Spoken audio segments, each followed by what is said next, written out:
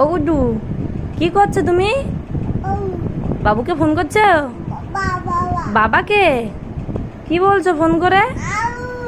আঙুর আনতে। দেখুন বন্ধুরা, গুড্ডু এখানে বসে বসে পাপাকে ফোন করছে। আর এই যে গুড্ডু এই ওষুধটা খায়। পাপা ওষুধটা খাপটা একটু দেখাও, ওষুধটা খাপটা দেখাও।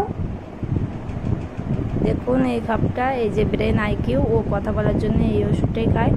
ডক্টর ওকে দিয়েছে কথা বলার জন্য।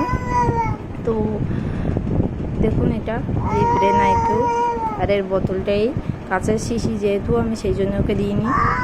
তো বন্ধুরা, যাদের বেবি ডাউন সিনড্রোম আছে অবশ্যই ডক্টরের পরামর্শ নিয়ে একবার দেখতে পারেন, মানে উনি কি বলে।